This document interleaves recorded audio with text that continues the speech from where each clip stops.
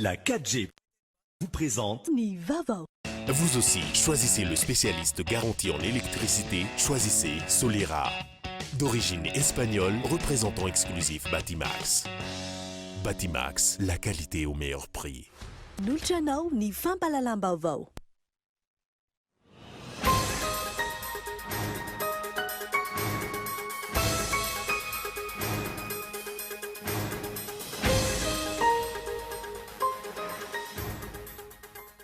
Tokony andraisana fepetra ny fioaram-piefy izay ataon'ny tompony ndraikitra na olo mbo fidy iray raha misy izany na tsy mbola misy aza ny lalàna mametra izany tokony irosona ny fandraisana fepetra entitra. Natotosa fanaova-tso ny mpiara-miasa ny ministera ny fanajariana ny tany sy ny asa vavety tamin'ny alalan'ny Fonds National Foncier sy ny Liberté Technologie androany. Isan'ny anaovana tatitra ny fanadadiana mahakasika ny réforme foncière.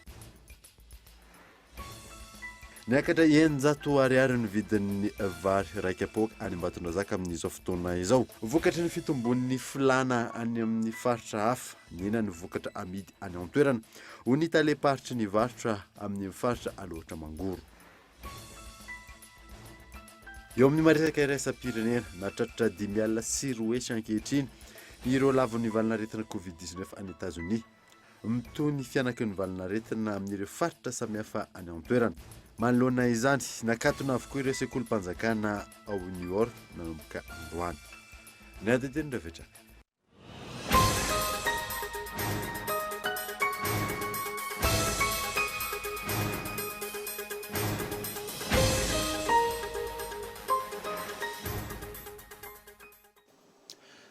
Salandra tompoko lasy tompoko vavy fotoana vaovao eto amin'ny Kultivika manasan'ara anaraka izany hatramin'ny farany. Tao amin'ny distrikta ny Andilamena nanomboana fampelezan-kevitra ho an'ny candidat lohalistry ny antoko malagasy miara-miainga izay tarihan'ny raharnirina Sidonie. Manome toky ny candidat fa hijery manokana ariady ho an'ny tombontsoan'ireo mpanolontsaina ny tanàna Gaëtan Andriatsilavo. Tao amin'ny distrikta ny Andilamena no nanomboana ny fampelezan-kevitra ho an'ny candidat lohalistry ny antoko malagasy miara-miainga izay tarihin'ny raharnirina Sidonie. Ny lohalista izay itety ireo faritra sy distrika rehetra manerana ny faritanin'ny Toamasina. Nitsodrano ity lohalistry ny antoko malagasy miara-miainga ity, ny Tangalamena no sady mpanolontsain'ny komina ao an-tany Menabebaka. Zaho Ratotovelinarivo ny agnarako, Tangalamena be agnatin'ity distrikta ny Andilamena ity sady mpanolontsaina ny komina an-tany Menabaka. Tsodrana ameko anao dia zao izy. Engene Andriamanitra Andriananahary asin'ny tany asin'ny lanitra indrindra fa ty fatra nosomboangy ity tany manan-kasina manamilazany ty Andilamena ity. Ianao dia tsy maintsy lany amin'izao za miteny zany za miteny zany fa tsy maintsy lany ianao resaka tagnanao.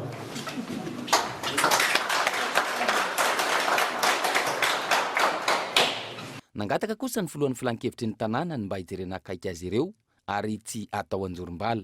Magnentana antsika zalahy efa betsaka ny fanantenana voakaty tato tsika miaraka fitondrana fogna hatramin'izay nefa anjorom-bala nagnano teo tamin'ny androna Jomampiano fogna raha ohatra ndeha fogna mitoy tsisy raha manjary tsika Andilaменaka tao zavatra vita atao première république mbola tohizana hatramin'izao sisy raha milamy. Nampanantena ny candidat raharnirina Sidonie fa anao izay ho hafa ny eo anivon'ny antenimierandoholony. Ady mafy izany ary tsy maintsy hatrehana amin'ny finiavana sy ny fahavononana raha ny fanazavany. Mbola ady raha zany.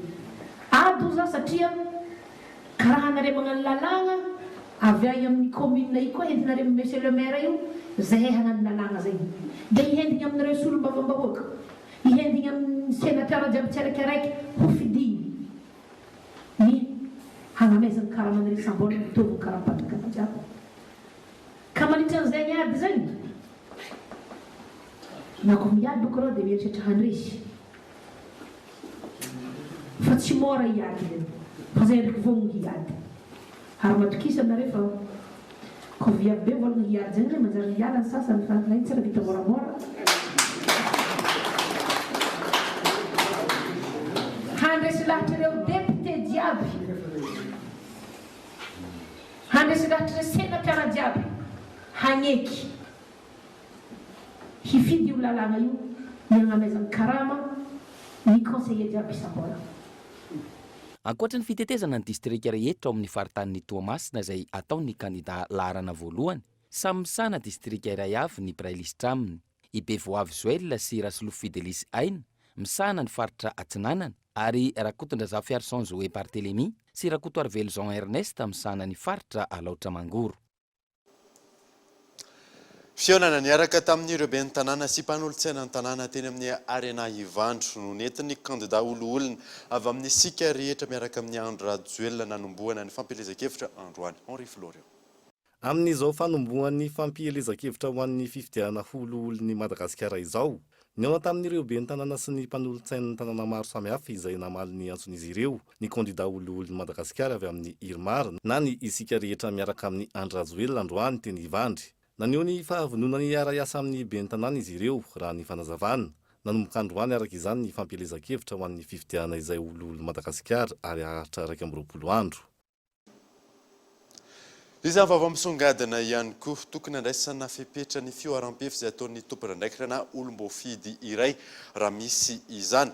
Na tsy mbola misy aza ny lalàna mametra izany eto amintsika tokony rosoana ny fandraisana fepetra entitra. Henri Florio.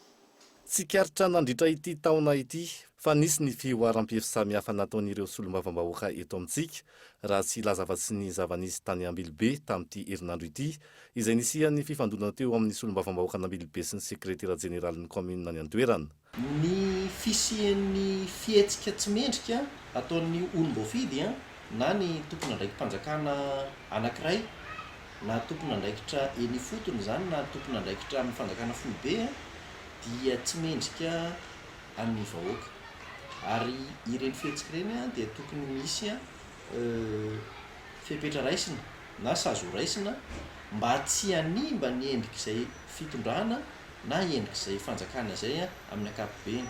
Izany hoe raha tsorona dia mbola misy fanavaozana ifotony tokony atao eto amintsika ary misy fanavaozana bavana tokony atao eo amin'ny lafiny izay hoe fandalana ny etika politika sy ny etika des dirigeants zay zany. Ankoatra io, na tsy mbola misy ara ny lalàna mamaritra izany, tokony andraisana fepetra entitra ny tompon'andraikitra manao fihetsika tsy mety raha ny fanehoan-kevitry ny mpahay lalàna trany. Raha ny mahazatra moa zany ao anatin'ny hoe firenena republikana dia hoe misy foana ny lalàna mamaritra ny toe-javatra anankiray na anomezana fankasitrahana na anasaziana olona anankiray. Fa tsy voatery hoe misy foana ny lalàna zay vao afaka mandray fepetra. Raha mijeritsika ohatra ny zareo anglisy sy izay mety hoe manana fotom-pisainana sy fombafomba fiaina mikasika ny anglisy na manatahaka ny anglisy zay dia ny azy ireo dia tsy voatery isy ny lalàna zay vao misy ny fepetra raisina. Fa ny eto amintsika lasa fiafenana na lasa fialana bala ny hoe tsy fisiany lalàna dia ahafahana manao izay tiana atao na dia zavatra hita hoe tsy mendrika le izy na tsy maotona ny fihetsika atao anankiray. Andrasana araka izany ny mety ho fandraisana andraikitry ny tompon'andraikitra mahefa manoloana ny zavatra tahaka ireny. Any amin'ny faritra misy azy ihany no tokony amory olona ny solombavamboaka iray raha mikasa natanteraka tatitra raha ny fanazavan'ny HCDDED tamin'ity androany ity. Fioaram-pefy ny akoatry izay. Henri Florio. Na eo azy ny mahatany mandala ny demokrasia ny Madagasikara izay mamela malalaka ny amin'ny fanehoan-kevitra maro samihafa eto amintsika. Tsy natao ioaram-pefy izany araka ny fanehoan-kevitry ny HCDDED na ny Conseil pour la défense de la démocratie et de l'état des droits androany nandritra ny fiaonan'izy ireo tamin'ny mpanao gazety. Tsy ara-dalàna ho izy ireo ny hetsika totontsain'ny solombavambahoaka atim amin'ny fitetezam-paritra izay ataony. Député de Madagascar no anarana fa voafidy amin'ny toerana anankiray. Ohatra, raisiko. Député de Madagascar élu à Manditsara. Ao zany circonscription misy azy. Député de Madagascar élu ao Antsirabe. Fa tsy député élu any Toliara no anao tatitra vahoaka any Mahajanga circonscription ihany fa maro député de Madagascar rehefa mifidy lalàna izy ao dia manana zay étendue nationale nanana fidiny zareo fa izy akory tsy afaka tsy hoe tsy afaka satria nisy olona mifidy tany lany en fomba démocratique ka tokony hajaina zay zavatra zay ary aveo koa misy koa ny fangatarany aloha ho an'olona zay anaovana tatitra zay angatahana ny préfet isan'isany hoe anao tatitra aminay zay dia misy lalàna mifehan zay fa tsy avy hatrany tonga dia hoe anao tatitra zay androany dia androany tonga dia eo. Ankoatra izay, manoloana ny zava-misy anivon'ny fitsarana amin'izao fotoana izao, nandefa torohevitra iny anivon'ny ministeran'ny fitsarana ihany koa izy ireo raha ny fanazavana azo. Androany, nisy ny fampafantarana ny famoahan'izy ireo ny gazety boky izay fanaon'izy ireo hiresana manokana ny fomba fahitan'ny demokrasia eto Madagasikara. Fa nimbaliny amin'ny gazety boky navoaka tamin'ity androany ity no navoakan'izy ireo izay mirakitra ny zava-misy eto amin'ny tanin'ny Repoblika ny Madagasikara. Nanatotosa fanaovatsy ny mpiara-miasa androany ministeran'ny fanajariana-tany sy ny asa vavety tamin'ny alalan'ny Fonds National Foncier sy ny Libera Technologie. Isan'ny anaovana tatitra ny fanadidina mahakasika ny réforme foncière. Miantarandriana entina ampivoarana ny sehatry ny fananantany zava-dehibe ny fisiana fanavaozana maro. Nisy manoloana io ny fanadihadiana ny toto-saina mikasika ireo fanavaozana teo amin'ny sehatry ny fananantany hatr'izay amin'ny alalan'ny fanaovantsony mpiara-miasa tamin'ny orinasa Libera Technologie sy ny ministeran'ny fanajariana ny tany sy ny asa vaventy tamin'ny alalan'ny FNF na ny Fonds National Foncier izay ny toto-saina androany isy ny tatitra famitahana momba ny valy ny fanadihadiana izay. Ilaina ny anaovana izay fanadihadiana izay na fanamroso ho amin'ny fanatsarana manaraka mahakasika an'io fanavaozana eto Madagasikara io. Tsika moa efa miara-malala ny olana ny fananantany eto Madagasikara raha tsy ilaza fotsiny amin'ny ohatrany hoe resaka fahavitana boky fahavitana boky na saritany eo ihany koa ny fahelany ny fikarakarana taratasy eto Madagasikara amin'ny ohatrany hoe resaka mutation famizana fitadiavana saritany sy ny rehetrarehetra. Zany tafiditra ao anatin'izao fiaraha-miasa zao daholo inona no asan'zareo zany hijery hoe inona no vahaolana mety anao ny diagnostic io zany dia anome ny recommandation tsika ihany koa nefa tsy akory hoe tsy avany amin'ireny ny tena nety fa tsika koa eto toerana efa mahafantatra inona daholo io zavatra tokony anatsarana an'izany fananantany zany ary ny fisian'ny hoe Fonds National Foncier no nandray anjara tamin'izay fanaovana sony izay dia ny fametrahana ny Fonds National Foncier ho ratsana anankiray zany napetraky ny fitondram-panjakana hitady ny fanampiana ampaharitra n'io fanavaozana zay fandraisany teto Madagasikara. Fiara-miasa voalohany tamin'ny FNF sy ny orinasa Libera Technologie ty nosiniavin-dandroany ity dingana orin'izao ny ampanarana ny toetrandro ny lafy ny fandrindrana ny fananantany na ny modernisation foncière. C'est très important pour la société. Tena zava-dehibe aminay eto amin'ny orinasa Libera Technologie ty fifanarahana fiara-miasa ity. Izahay zao ohatra dia efa manana ny tota-taratasy any amin'ny firenena hafa aty Afrika ary efa mandeha ny dingana fampanarahana ny toetrandro ny sehatry ny fananantany. Ho anay Madagasikara dia fanamby lehibe ary tena faly izahay manohy ny ezaka rehetra. Io ity fanadihadiana ity mba hafantarana hoe aiza sika zao fa ihany koa mba hafantarana ny fepetra tokony ho raisina mba hanafainganana ny fanavaozana sy ny famahana ny olana eo amin'ny fananantany.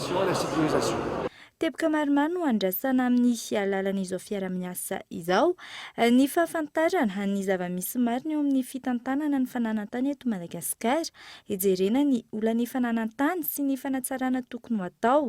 Ahafantarana amin'ny ankabeny ny famatsiana ara-bola sy ara-pitaovana ho ilaina mba ahafana manatanteraka ny tetikasa miompana amin'ny fampanarahana ny toetrandro ny fomba fiasa sy ny fitantanana ny fananantany manerana ny nosy. Eo ihany koa ny hijerena ny famatsim-bola rehetra ilaina. Ny ena hatrany amin'ny 15 isanjato ny fampiasana solika isan-karazany teto Madagasikara raha ampitahina ny taona 2024 nanomboka ny volana janoary 2024 hatramin'ny volana jona 2024 raha nitatitra izay navoaka ny ofisy malgache des hydrocarbures. Michel Arnardo. Nienatra amin'ny 5,100 ny fampiasana solika isan-karazany teto Madagasikara nanomboka ny volana Janoary 2024 hatramin'ny volana Jona 2024 raha ny tatitra navoaka ny Office Malgache des Hydrocarbures raha ampitahaina tamin'ny taona 2024. Niena 300 ho an'ny gaz vokatry ny fiatoan'ny asa tany Ambatovi, niena 500 ny mikasika ny aviation vokatry ny fiatoan'ny sidina, niena 12 ny supercarburant, 14 ny gazole, niena 5 ny fuel lourd, niena 5 ny nafta vokatry ny fiatoan'ny asa tany Ambatovi hatrany, ary ny solika fandrehatra na ny pétrole kosa dia nitombo 2,20 ny fampiasana azy. Amin'ny ankapobeny ahitana taratra ny fiatoan'ny fiodinan'ny toe-karena ny fidinan'ny fampiasana solika tahaka izao raha ny fanazavana. Conséquence moa zany dikan'izany zany amin'ny lafiny ara-économique satria fantatsika fa misy ralentissement économique zany. Ny consommation ana solika mantsy indicateur économique. Misy raha ohatra ka misy firenena zany miakatra foana ny consommation ana solika, ny dikan'izany zany mihodina be ny économie, mandeha ny transport, mihodina ny orinasa sy ny sisa. Diny zany efa manaprofo fa misy manaprofo zany en tant que indicateur économique ny consommation ana carburant hoe tena misy ralentissement économique teto amin'ny firenena. Ny anisan'ny conséquence an'io koa dia satria les consommation midina lasa miena zany ohatran'ny hoe taxe miditra ho an'ny fanjakana na en terme de taxe sur les produits pétroliers zany en terme de TVA sy namana le fidiram-bola mpanjakana zany lasa misy fiantraikany ihany koa. Zay zany ataoko hoe zavatra lehibe anankiroa raha ohatra amin'izay anatin'izay hoe fidinan'ny consommation ana solika teto amin'ny firenena zay. Raha ny antontanisa manomboka ny volana Janoary 2024 hatramin'ny volana Septambra 2024 teo kosa indray dia niena 2,20 ny fampiasana solika isan-karazany teto Madagasikara. Fiafaran'ny taona mety manodididina le moins 15% eo ihany zany. Satria tamin'ny herintaona 2019 anisy forte croissance raha oharina tamin'ny 2018. Satria le marché 2019 par rapport au marché 2018 c'était plus 7%. Tout produit pétrolier confondu. Zany hoe plus 7% nisy croissance zany. Ary ny tsena teto amintsika nanomboka tany amin'ny 2010 tany jusqu'à 2019 dia nisy croissance foana. Entre nisy année 2 à 3% dia nisy année 5%. De 2019 par rapport à 2018 7% de croissance. Nenay ary atao anatin'ny kajikajinay tamin'ny voalohan'ny taona zany tamin'ny eritreritra ny perspective à 2020 ny kajikajy nataonay tato ny estimation nataonay zany hoe marché entre plus 4 et plus 5% de croissance. Fa nisy an'iny le amehan'iny moa zany dia faussé daholo les perspectives. Ny taona 2024 roa alina sy iray hetsy sy iray tapitrisa metatra toratelo ny fandaniana sy fampiasana solika amin'ny ankapobeny teto Madagasikara raha toa ka vinavinaina ho 5,4 alina sy 7 hetsy metatra toratelo zany ho amin'ity taona 2024 ity. Lafim-baovao hafa kosa indray ialana amin'ny déplacement sy ny fikirakirana vola mivantana atomboka amin'ity faran'ity volana ity ny l'automobile. Fomba iray vaovao ilalaovana loto eto amintsika Gaëtan Andriatsilava. Atomboka ny faran'ity volana novambra ity ny fomba iray vaovao ilalaovana ny loto eto amintsika izay antsoina hoe l'automobile. Izany hoe tsy toy ny fanaovana loto toy ny mazatra izy ity fa any anaty telefônina daholo ny lanaovana ary tsy misy fikirakirana vola amin'ny vatana na fandraisana lokana amin'ny vatana fa tonga dia vireny amin'ny compte-ny pile alone ny loka rehefa mahazo izy. Zay zany tsy itovizany amin'ny loto misy hatramin'izay hoe mandeha manatona kiosque misy fivezivizena misy taratasy ty ianao sy ny telefôninanao no mpinamana dia ianao sy ny telefôninanao no miresaka ao anatiny dia vita ny lalao. Miara-miasa amin'ireo opérateur téléphonique izy ireo ka ao anatin'ny compte-ny findainy ihany ny olona no mandray anjara. Misafidy isa enina amin'ny 430 ary raha mahita isa roa dia efa mahazo. Ao amin'ny compte-ny ihany ny olona iray no maka ny vola ny raha mahazo. Mangarahara tanteraka ny lalao ary eo ambany fanaraha-maso ny police des jeux. Fangarahana fisarena zao no fandehany. Izy ity moa zany numérique moa zany no tena fandehany satria amin'izao andron'ny informatique zao dia tsy misy tsony zany le hoe misy boule be miodikodina ery fa misy programme aléatoire zany ao manao ny fisarihana dia zay no anaovana izy. Ny anomezana tokony mpilalao zany ny police des jeux fa manara-maso anay koa amin'ny fomba filalao vaovao io. Efa misy menu USSD napetraka manokana amin'ny finday ahafahana mandray anjara. Izay le resahana teo le hoe misy an'le menu amin'ny téléphone-nao. Misy an'le menu USSD. Tsy ino moa zany tsy mitovy amin'ny SMS iny. Satria ny SMS ndraindray nareo raha mahatsapa fa ndraindray misy SMS. Ianao tonga alohan'le misy any amin'le olona SMS tonga alohany amin'le olona resahanao. Zay vao tonga le SMS. Fa ny menu USSD tsy ohatr'izay fa tonga dia eo any dia hita. Miainga amin'ny arivo ariary ny fandraisana anjara ho an'ny isa enina ary afaka mampitombo isa 7 na 8 ny mpilalao iray. Arivo ariary zany no saran'ny fandraisana anjara. Kanefa misy koa zany olona afaka misafidy lalao isa 7 na 8 na 5 ahafahany mampitombo ny chanseny zany azahoana. Raha ny fanazavana, tirazy 2 isan'andro no anomboana ny lalao ary vinavinaina hiakatra tirazy 4 isan'andro zany any aoriana. Tonga eto fotoanany dokavarotra isika aorianan'izay atatsika mahakasika ny vidim-bary any Ambatondrazaka any. Eo ihany koa ny momba ny kalitsinjo rehefa avy eo ary.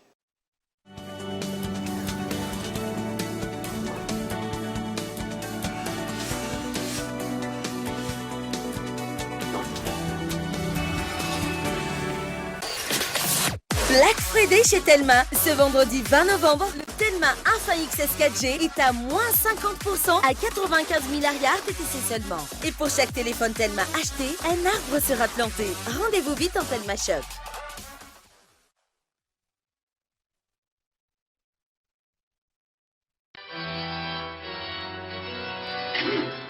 Ialao tsy apoziny. Ampiasao ny batterie Beonix. Fiara matanjaka.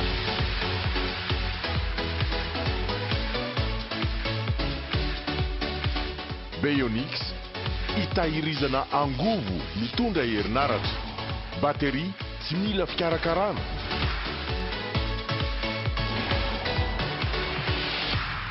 Beonix matanjaka sady maharitra. Beonix distribué par Hugo Dis Tsaralalana. Veni, vovonana eketsika ny aina mendrika salama. Eny, ny fahazona rano fisotro madio, ny fanadiovana toy ny fampiasana kabone sy efitra fandroana madio, ny fidiovana toy ny fanasana tanana amin'ny savony izay mifanaraka sahaza ny toe-batany avokoa, dia zo fototra ho amin'ny vehivavy, na tanora, na nahazo taona, ny olona manana fahasembanana, jambo, kilemaina, mona, marenina. Zo amin'ny maha-olo-pirenena feno azy ireo.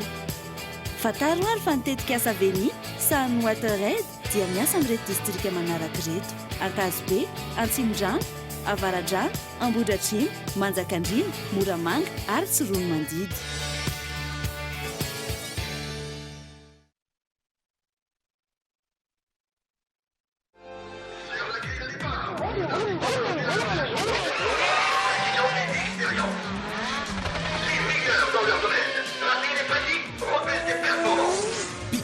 Sans-étile. Bic Confort 2. Bic 3 sans-étile. Bic Flex 3. Bic Flex 4.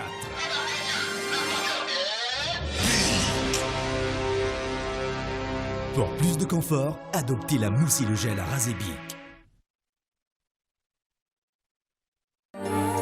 Chocolat Tsar. Un goût authentique. Un éventail de saveurs. Tsar. Un trésor riche et gourmand, issu des précieuses fèves de cacao de Madagascar. Succombez au plaisir infini et profond du chocolat Tsar et de ses arômes intenses. Chocolat Tsar. Savourez vos émotions.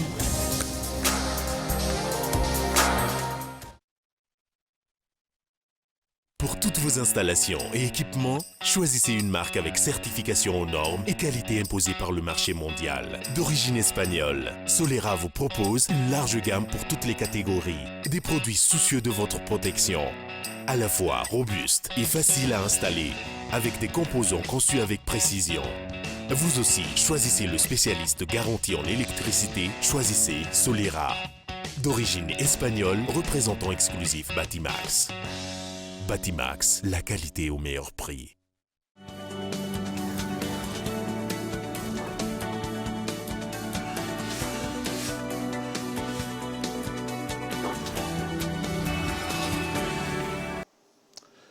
Hoeny eto amin'ny fampahalalam-baovao isika. Rampitso no entina voalohany manoloana ny solombavamboaka ny LFI 124. Misy ihany anefa ny fanamariana izay entin'ny komisiona misana ny fahasalamana Yves Richard. Taorian'ny resabe makasika ny fitarazoan'ny fahatongavany lalàna lasitra ifentidy-bola mpanjakana ho antaona 124. Teneniviny anteny miram-pirenena nandritra ny herinandro maro. Rampitso no entina voalohany manoloana ny solombavambahoaka ny LFI 124. Araka ny lahadinika eny an-toerana. Raha ny famakiana tsotra nataon'ny solombavambahoaka nanaovana fanadihadiana androany. Mifantoka tanteraka amin'ny fanarenana ny toe-karem-pirenena ny LFI 124. Voalohany aloha dia hoe fagnarenana ny toe-karena taorin'izay resaka ataontsika hoe coronavirus. Izay ataontsika hoe atrehan'ny firenena maro amin'izao fotoana izao sy afa-miala amin'izay ny firenentsika. Ny faharoa dia mitohy ny fanatanterahana n'ireo velirano izay nataon'ny filoham-pirenena. Ao anatin'izany ny fametrahana n'ireo infrastructure maro samihafa izay miatraika amin'ny vatana amin'ny fiainam-bahoaka toy ny lakilasy, ny hopitaly, ny lalana, zany rehetrarehetra zany dia hita taratra amin'ny teti-bolam-panjakana io. Ary ny zavatra izay ataontsika hoe tsy azo ialana dia ny resaka sosialim-bahoaka satria iarahantsika mahafantatra fasahirana tokoa ny vahoaka. Tsy tokony hijanona amin'ny fanarenana ny toe-karem-pirenena fotsiny ihany. Lafiny zavatra maro no tokony hojerena anatin'ny LFI 124. Isan'ny tsy maintsy hiadivana ho an'ny komisiona misahana ny fahasalamana eny anivony anteny miram-pirenena ny vola ampiasain'ny ONN na ny Office National de Nutrition. Hiadina amin'ny tsy fanjarian-tsakafo indrindra ny kere mamely ny tapany atsimo. Mahakasika izay nahitana fiainana trany tao anatiny tona maro. Tamin'ny 2024 zao dia nanana 10 miliara teo zareo. Dia ny taona 2024 izy dia teo amin'ny 6 miliara teo zany ny vola nampiasain'ny ONN ary ny taona 2024 dia 4.7 miliara ariary teo ny vola nampiasaina. Tsara mariana koa fa nisongadina tamin'izany fotoana izany fa mbola misy trosa amin'ny ONN izay trosa tamin'ny fitantanana tamin'ny sekalina tamin'ny andro taloha vokatry ny tsy fahaiza mitantana angamba ny ilazantsika azy fa misy ariary 7 miliara d'ariary. Zany hoe sady miezaka miasa zareo no mandotrosa. Dikan'izay zany coincé ny ONN. Raha ny lahadinika ho an'ny solombavambahoaka Rampitso. Andalo ny asam-bomera avetrany ny volavolan-dalàna ifentidy-bola mpanjakana ho antaona 124. Aorian'ny fampafantarany ministry ny toe-karena sy ny fitantanam-bola azy ny tapany marainy. Nanamafy ny fiara-miasany amin'ny firenena malagasy sy androany Arabia Saoudite tamin'ny alalan'ny fionan'ny ministry ny raharaham-bahiny saodiana miandraikitra ny Afrika sy ny praiministra lehiben'ny gouvernementa malagasy. Nivoatra nandrehitra izany fametrahana masivoan'ny Arabia Saoudite eto Madagasikara. Abraham Randriamanana. Nanatanteraka fionana tamin'ny praiministra lehiben'ny gouvernementa malagasy tetsy amin'ny lapany mahazo arivo androany ny ministry ny raharaham-bahiny saodiana miandraikitra ny Afrika Andriamatoa Ahmad bin Abdulaziz Katan. Tanjona amin'izany ny fanamafisana ny fiaraha-miasa eo amin'ny firenena roa-tonta amin'ny lafin'ny arabatra sy ny maro hafa vokatry ny fametrahana ny masoivon'ny Arabia Saoudite eto Madagasikara.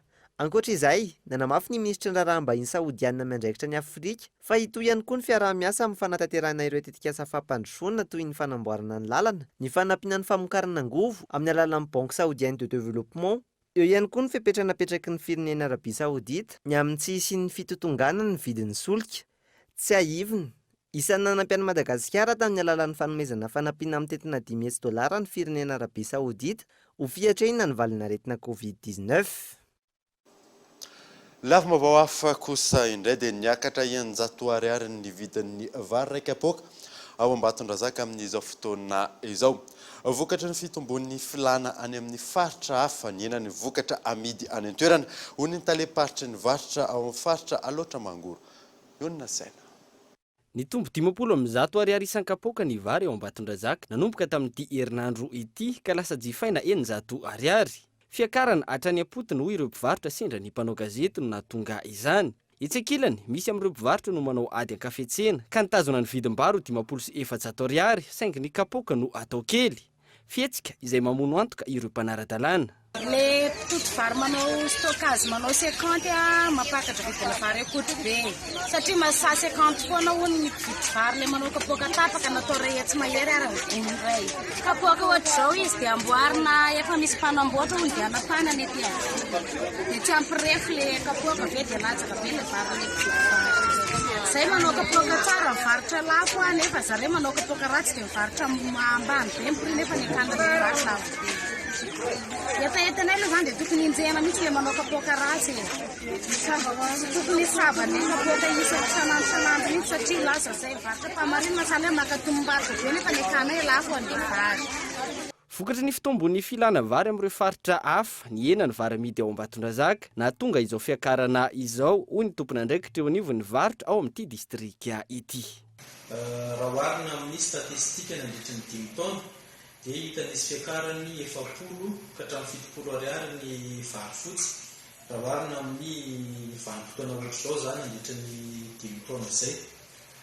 Ny tena ho antony mahatonga an'izay angamba dia ny fivoahan'ny vary mamatsy ireo faritra hafa satria mitombo be ny filanana amin'ny faritra hafa amin'izao fotoana izao. Fa na izany ady zany mbola manana tahiry ny 600 taona isika amin'izao fotoana izao eto amin'ny faritra ary efa ho avy ny fiakaran'ny vary aloha ataontsika hoe 3 herinandro na 4 herinandro dia efa manomboka misy vary aloha tonga eny an-tsena.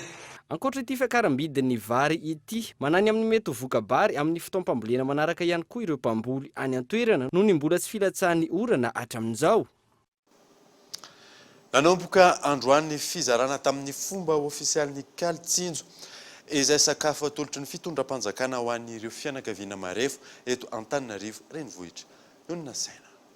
Fianakaviana maro no efa tsy misakafo in-telo isan'andro intsony eto Antananarivo vokatry ny fahasahiranana maro samihafa nampy ny valanaretina coronavirus.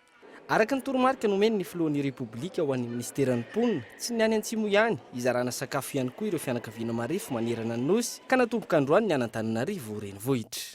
Ny sakafo zarana eto amin'ny faritra Antananarivo renivohitra dia miisa 5,725 isaky ny site. Ka misy site anakenina amin'ny arrondissement enina mahazo daholo dia manome io zany 5550 na 5,500 ary ny fanarahana isaky ny herinandro dia misy rotation le izy ka ny fitambarany eto Antananarivo renivohitra zany raha sitrapon'Andriamanitra misitraka an'izay mandritra ny 770 andro dia miisa 66 600 olona. Io zany tsy mifidy hoe kely na lehibe tsy ménage ny jerentsika eto individu ndrasy atsika satria dia ny anoanana zany dia ny ora tsirairay avy mitondra izy tsy voatery hoaniny eto le sakafo satria hoentiny mody iny satria mety mahavita olona roa telo indray dia fatokany an-trano. Vola madiotoin'ny ministeran'ny mponina no anatanterana ny Kalitsinjo raha ny fanazavana ankoatra ny eto Antananarivo misy ny hetsika toy izao ihany koa ny any Tomasina, Fenerive-Est, Fianarantsoa, Toliara, Betroka, Bekily, Ampany, Belo, Tsiombe ary Ambosary. Ho an'ireo faritra izay tena anjadin'ny kere kosa sakafo manta no zaraina araka ny toromarika nomen'ny filohampirenena. Miara-miasa amin'ny sehatra tsy miankina ny fitondram-panjakana anatratrarana ny vina ny filoham-pirenena ny fahazahoana trano fonenana ho an'ny rehetra androany. Nanatanteraka fifanaova-tso ny mpiara-miasa ny analogue ny BNI Madagascar ary ny orinasa CNAPS io na saina. Notontosaina androany ny fanaovantsy ny mpiara-miasa teo amin'ny Agence nationale d'appui au logement ela habitana ny analogue ny BNI Madagascar ary ny orinasa CNAPS ahafahana manome antoka sy mamatsy ara-bola ireo fanorenana trano fonenana ho an'ny rehetra tetikasan'ny fitondram-panjakana. CNAPS manana vola izay mipetraka ny banky ka io vola io izay mahazahoana asana-bola io no ampiasain'ny CNAPS mba hahazahoana ny banky raha ilainy zany manao ny garantie mba hahazahoany financier le fanamboarana le izy satria misy manome garantie zany le izy dia azahoana mahazo taux ambanimbany kokoa ho an'ireo olona izay te hisitraka izany prêt bancaire zany dia ny anjara birikinay mba manampy tatana an'ireo mpikambana aminay mba azahoana am'izay banque manao ny financement accès an'izy ary analogue manao ny construction ho an'ny tranooriny analogue ny vato mpiasa voasoratra anarany eo anivon'ny knapsa manodidina ny 2,4 no mahafen'ny fepetra mety ho afaka isitraka ity fototra fotrasa ity raha ny fanazavana ary ireo mpiasa rehetra misoratra anarana sy mandola tsakemika ara-dalàna eo anivon'ny knapsa manerana nosy azo tombony amin'izao fiara-miasa izao avokoa amin'ireo fototra fotrasa maro izay mbola ho ahorina. Zany programme immobilier national zany dia misahana ny Madagasikara ray mitoly. Hitantsika moa zao fa manomboka ny projet de construction na 38 logements Ivato. Misy ny programme na 80 logements eraky Madagascar, 800 logements au total. Dia misy les négociatrices Tamatavy. Mandalo Tamatavy nareo fa misy ny terrassement izay andray an'ireo building koa any Tamatavy. Convention natao dia tsy ho an'ny Ivato irery ihany fa ny programme rehetrarehetra izay natao mianareo. Indrindrindrindra ho an'ny adhérent ny knapsa zany mpiasa mandoa etran'ny knapsa ara-dalàna. Araka izany ahafahana manatanteraka ny PNL na ny programme national de logement izao fiara-miasa ny fanjakana sy ny sehatra tsy miankina izao. Androano nivoaka ny andian'ny voalohany tamin'ireo tanora nanaraka fampiofanana arakasa teny anivon'ny CNFPSH Ampandrinomby. Etsika izay tafiditra ao anatin'ny fiarametan'ny fitoerana sy ny ministera tompony andraikitra. Iva Richard. Mandidina ny roa hetsy ny tanora iza amin'ny ministera voakasika isitraka fampiofanana arakasa hatramin'ny voalohan'ny volana febroary ny taona 2022. Isan'ny miaramentana anatin'ny fanatrarana ny fanambin'ny CNFPPSH na ny Centre National de Formation Professionnelle des Personnes en Situation de Handicap etsy Ampandrianomby. Androany, tanora mandidina ny 100 avy eto Antananarivo sy ny mandidina no nahavita fiofanana teny Antoirana. Andiany voalohany ity navoaka androany ity izay miofana teo amin'ny resaka fanaovana mofomamy, fikirakirana solosaina, resaka zaitra, resaka taovolo, fanamboarana fitaovana elektronika sy rafitra vy. Eo amin'ny 100 eo zareo zany izay navoakanay androany. Ny fiofanana moa dia efa nanomboka tamin'ny 20 oktobra. Dia ireo zany izay andiany fiofanana fahatelo. Fanana zany toy foana fa ireo andiany telo voalohany zany reo navoaka androany ireo. Zava-dehibe ny fisian'ny fampiofanana toy izao ireo nisitraka ny fampiofanana nandritra ny herinandro. Azo ampiarina avetrany na izany amin'ny fiainana andavanandro na amin'ny fidirana amin'ny sehatry ny asa ny fampiofanana. Herinandro sao zay nianatra tato misy vaky isan-karazany mantsy le izy dia nianatra chinoise, pizza, dia gâteau. Patacho. Le manao zavatra ao an-trano aloha zao lasa mahazo tombony be satria ohatra hoe efa tsy nahay teo aloha dia lasa mahay amin'izao fa ilaina koa le izy any ariana any satria mieritreritra ny anohy ihany fa tsara le izy. Mahafinaritra le izy tohizana foana satria be dia be zao ny olona hoe tsy misy atao nefa ny lasa mahay an'io dia afaka atao asa le izy satria rehefa mahay dia afaka manao zavatra tsara dia amidy ohatr'izany. Itoetra araka izany ny fampiofanana iarahana amin'ny Centre National de Formation Professionnelle des Personnes en Situation de Handicap. Torak'izay ihany koa ny fampiofanana arakasa ho an'ny manana fahasembanana izay isan'ny antom-pijoroany ivon-toerana. Novatsina ordinateur ireo mpianatra ao amin'ny EPP Avaratsena talata volonondry fiara-miasa eo amin'ny sekoly sy ny fikambanana tsy miankina no nahafana nanao izany. Gaëtan Andriatsilavo. Araka ny fangatanana nataon'ireo mpampianatra sy ny taleny EPP Avaratsena talata volonondry tonga nanatitra solosaina maromaro sy imprimante ahafahan'ireo mpianatra manovo fahalalana ny fikambanana tsy miankina iray miara-miasa akaiky amin'ny mpanakanto malagasy. Tanjona ny ananana mpianatra mahay sy mahafesa ady ireo ahitao fototra amin'ny fampiasana ordinateur amin'izao andro ny fanatontoloana izao. Ankoatra ny fandaharam-pianarana tsy maintsy ho tanterahany isitraka fampiofanana ireo mpianatra eto amin'ny EPP ity. Izy ity koa tsy natao hoe ho ampiasaina atao birao fa tena ampianarana ny mpianatra le izy ary ny mpianatra ny fanaovana tamin'ny teny arana ary dia le mpianatra tsy eto amin'ny sekoly ihany fa eto raha tafokotany ato misy mpianatra ny CEG, misy ny lycée, misy amin'ny lycée privé Fikolona, lycée privé Tanjola zay mianatra. De ireo mpianatra mianatra io manovo fahalalana zany no andray anjara amin'ny fianarana itikatra fitendrena ny ordinateur ity. Manana ny maizy azy ny EPP raha nivoaka-panadinana no resahana hoy ny talentin-tsekoly. Zava-dehibe ho an'ireo mpianatra ny fisian'izao fampiafanana izao ary mbola isy ny fanampiana azy ireo amin'ny sehatra hafa. De tamin'ity indray mitoraka ity zany ordinateur nangatahany teto talatany volon'ondra de ireo le tonga l'ordinateur de mbola misy tetikasa maromaro hafa fa mbola eo andalana fikarakarana zany. De maria kely zany hoe amin'ny alalan'ny artiste malagasy zany no anaovana ny asa zany, ny artiste malagasy zay vonona iasa an-tsitrapo zany bénévolat ozy ny fitenenantsika. De ireo artiste ireo zany no manao miara-miasa amin'ny zareo ahafahana manao zao hetsika ohatr' zao. Tsy ireo mpianatra ny EPP ihany, isitraka ny fampiafanana ihany koa ireo mpianatra rehetra zanaky ny fokotany Avaratsena eto talata volon'ondry.